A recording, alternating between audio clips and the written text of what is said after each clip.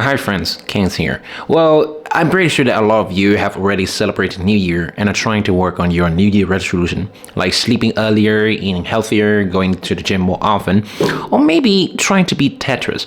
Well, you see, for a lot of Asians, this is not quite the case. There's an even more important event that is occurring on February 10th this year. I'm pretty sure you've heard of that, Lunar New Year.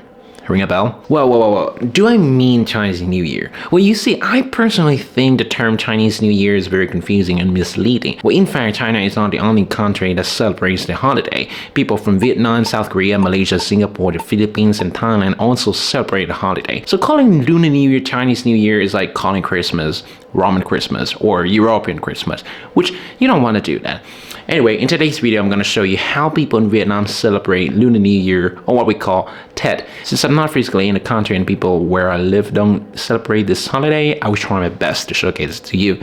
So, let's get into the video. Well, the first thing you need to know about Lunar New Year is, what is it? Well, I'm pretty sure that a lot of you have heard the term Gregorian calendar, right?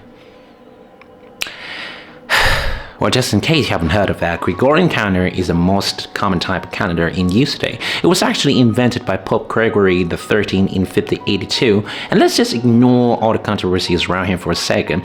The calendar was, or is, pivotal. It actually based on Earth's orbit around the Sun, which resulted in 365 days a year, with a leap year occurring every 4 years, and you know the rest. Lunar calendar, on the other hand, is based on the moon phases. The math is a little bit complicated, so I won't go too deep into that, but in Vietnam, people use both calendars. However, when Tet is approaching, people tend to switch back to lunar calendar to use, simply because there are a lot of rituals that we need to do before, during, and after Tet that are actually based on lunar calendar.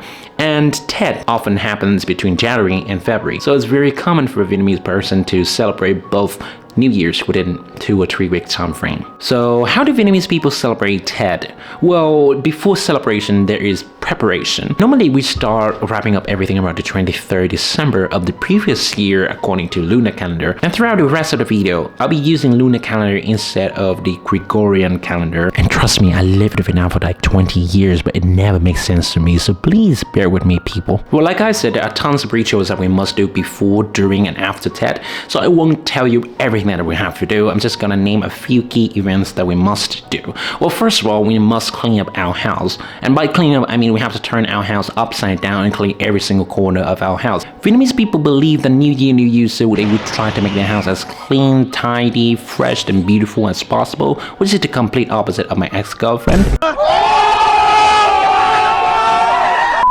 Anyway, I consider myself really lucky because I don't really like cleaning up the house. It's horrendous and it takes like a whole week just to tidy up everything. Not that I'm not tidy, it's just when you have to clean up the house. Okay, I'm not that messy, but I'm not too tidy. Okay, moving on. Since bustling areas like Ho Chi Minh City, Hanoi, or Da Nang are the economic centers of Vietnam, you will see that as Tet is approaching, people tend to go back to their family in the rural areas. On New Year's Eve, people would gather together and make bánh chưng, which is a traditional savory square cake made out of sticky rice, pork, and mung beans. They will wrap all the ingredients in a plain leaf called lá dong and put a whole bunch of them together in a gigantic pot and cook on a fire for 8 hours. This is actually a perfect time for friends and family to get some bonding time, play some games while waiting for the cake for the entire night. It's actually really fun and I miss that. And if you live in a city like me, people normally go to their friend's house for a year-end party and watch some fireworks together. And of course, there are a lot of alcohol involved. We love drinking in Vietnam and we don't really have a legal age for drinking, so technically saying you can start drinking since you are just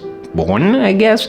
I took my first sip when I was 7, so... Well, aside from bánh chưng, we also prepare a lot of other traditional dishes for Tet. Some of the most common ones include thịt kho hộp vịt, giò chả, lạp xưởng, gà luộc, củ kiệu, and of course, rice. An interesting fact about Tet's food is that Vietnamese people believe the name of the food has some meaning, and therefore they would try to eat whatever food has the luckiest name.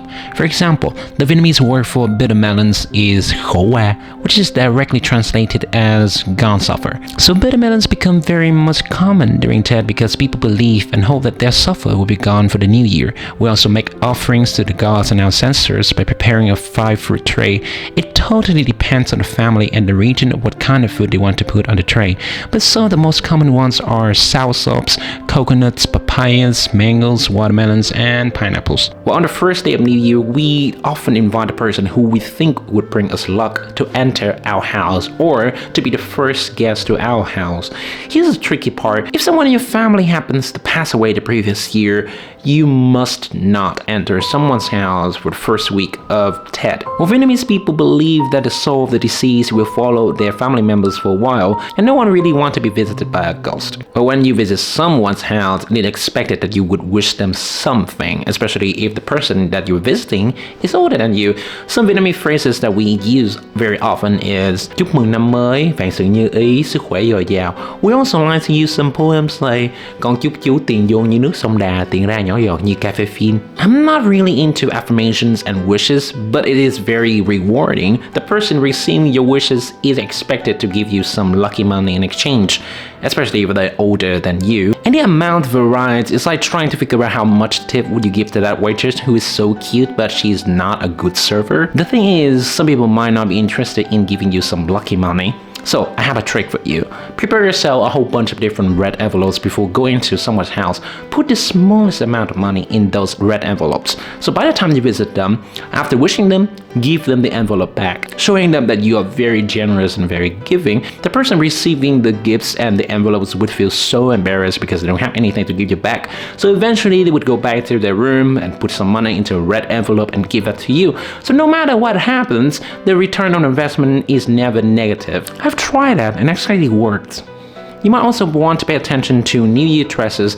Traditional clothing are not really required, but Vietnamese women tend to wear áo dài during Tet because it looks fabulous. Well, this is actually my first time wearing áo dài just to film, so it's not that important at all. However, the color of the dress is very important. Vietnamese people believe that wearing something as bright as red or yellow would bring you luck, while something as dark as black clothing might bring you bad fortune, so you might need to pay attention to that as well. Okay, and that is the gist of it. That's all I have for you today. I understand that I haven't addressed a lot of points such as the kitchen god, the zodiac sign in China versus Vietnam or the rest of Asia, the myths and the legends around Tet, and a lot of rituals that must do.